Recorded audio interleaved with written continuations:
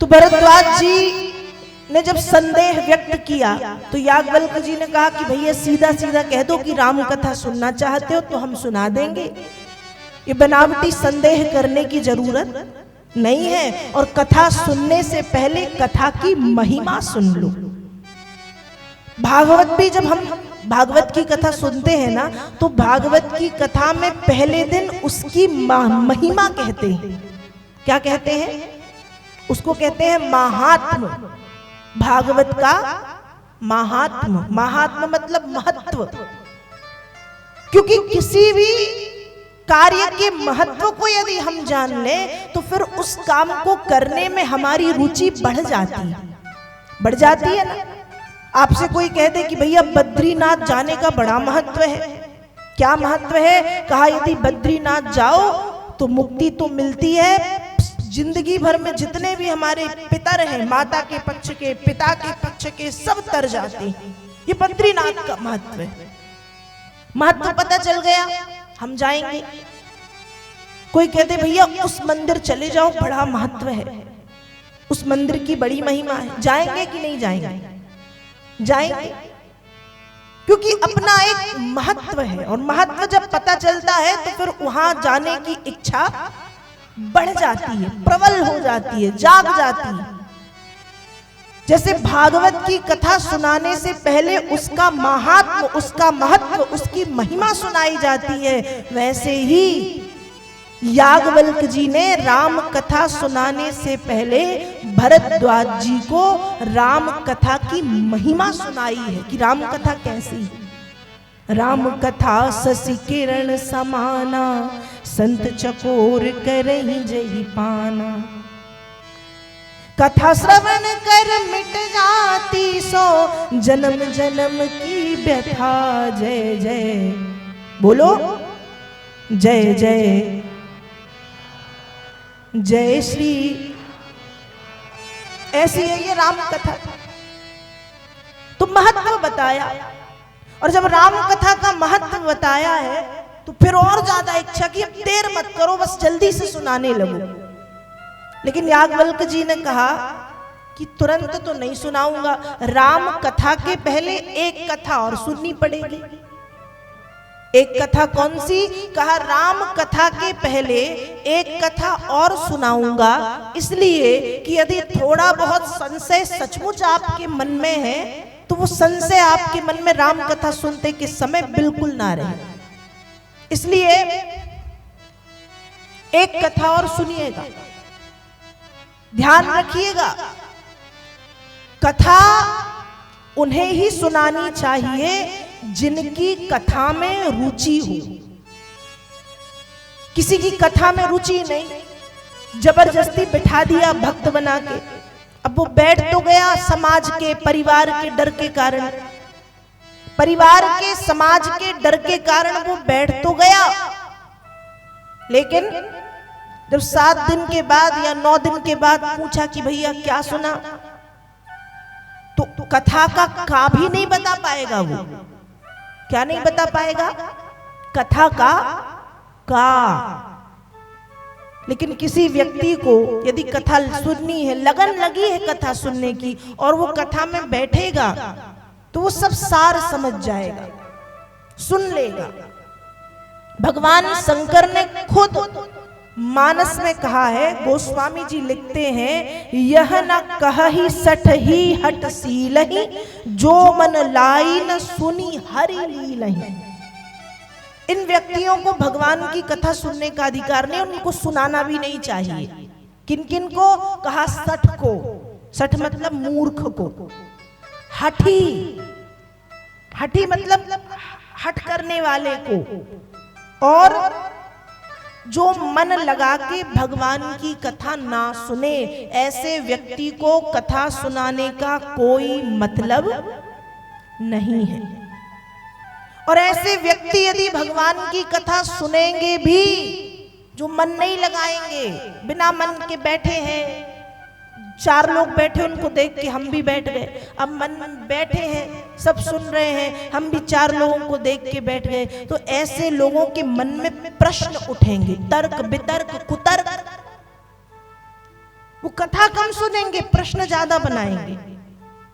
और ध्यान रखिएगा, जो मन लगा के कथा सुनता है उसके पूरे प्रश्न कथा में ही हल हो जाते हैं। फिर उसके मन में प्रश्न उठते नहीं, उसकी जिज्ञासा शांत हो जाती है, जो मन लगा करके कथा ध्यान से सुन लेता है।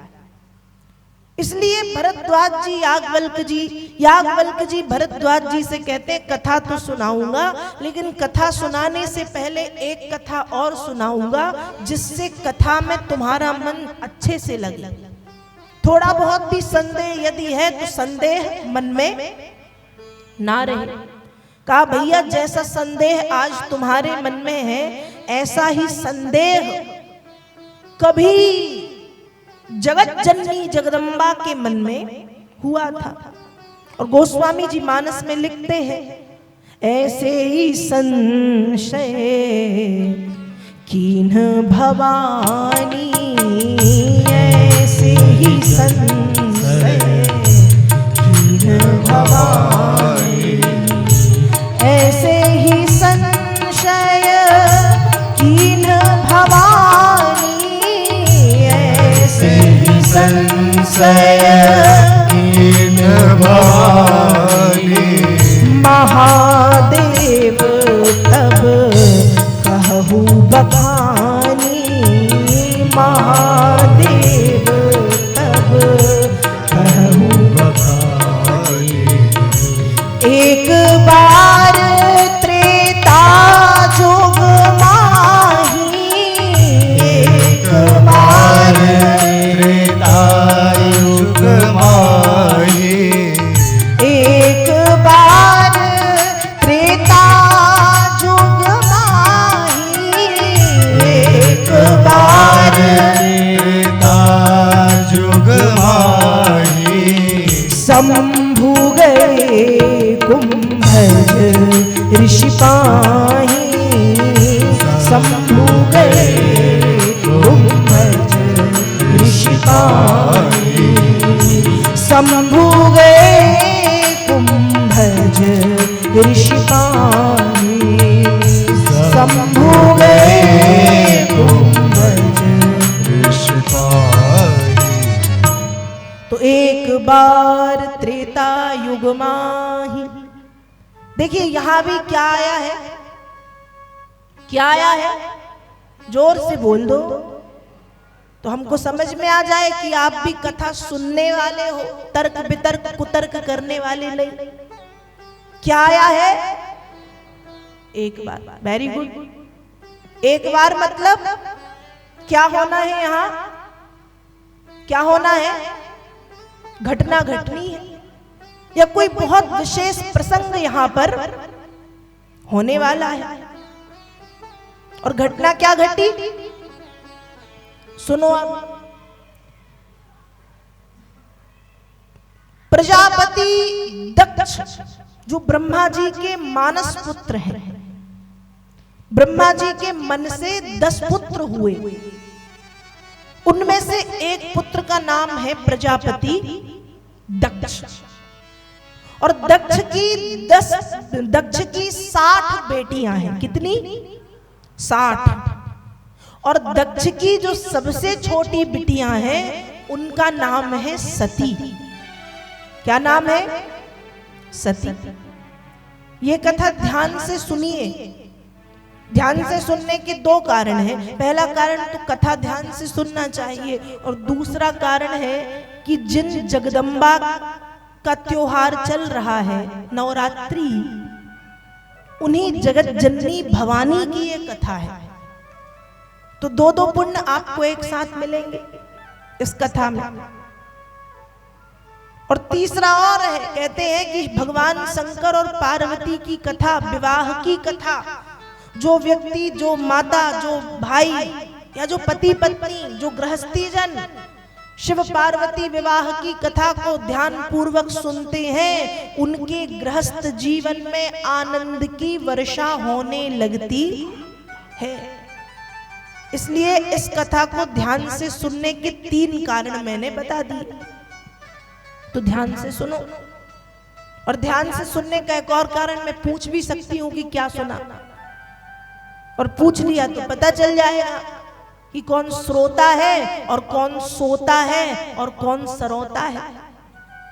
पता है श्रोता 3 प्रकार के होते हैं। एक होता है श्रोता।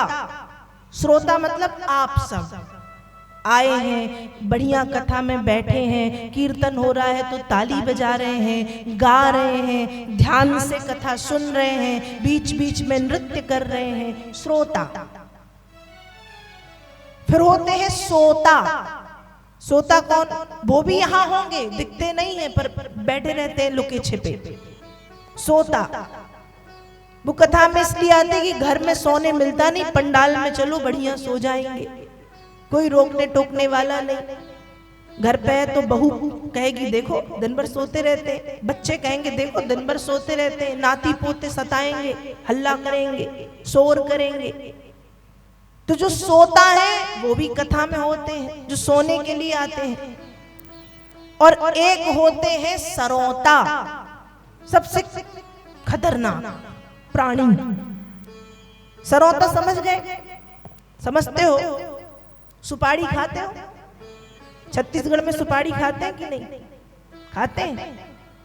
सुपारी काटने वाला उसको कहते हैं सरोता। तो एक श्रोता ऐसे होते हैं जो कथा में आते हैं, कथा सुनने के लिए नहीं आते, वो कथा में Qatar Qatar Qatar Qatar Qatar Qatar मतलब कथा में बुराइयां निकालने आते हैं। इतनी अच्छी कथा चल रही, छोटा सा गांव है, छोटे से गांव के हिसाब से इतनी बड़ी कथा है, इतने प्यारे भक्त हैं, इतना प्यारा पंडाल है, इतनी प्यारी व्यवस्थाएं हैं, इतना अच्छा माता गायत्री का मंदिर है, इतनी अच्छी गायत्री माता की समिति है, इतने अच्छे समिति के लोग हैं, उसके बाद भी कई लोग आते हैं कतर कतर कतर बुराई। क्या करने आते हैं? बुराई। अरे भैया सब तो ठीक है पर कथा में रस नहीं है। अरे भैया सब तो ठीक है, भजन थोड़े से कम है। अरे भैया सब तो ठीक है, भजन ही भजन गाते हैं कथा में। अरे भैया सब तो ठीक है, गर्मी बहुत लगती, पंखे नहीं लगवा सकते थे। अरे भैया सब तो ठीक है, प्रसाद की अच्छी व्यवस्था नहीं है। सब तो ठीक है पर जगह कम है, जगह बहुत ज्यादा, मतलब कुछ ना कुछ आप अपने ऊपर ना लें, ये मतलब कुछ ना कुछ वो कमियां ढूंढते हैं, निकालते हैं, उनको कहते हैं सरोता। तो आप अपने मन में सोच लो आप कौन से वाले हो, मुझे नहीं बताना, आपको खुद पता चल जाएगा कि आप सोता है, आप श्रोता है कि आप सरोता है। और कोशिश करो कि श्रोता बने रहो, सोता मत बनना।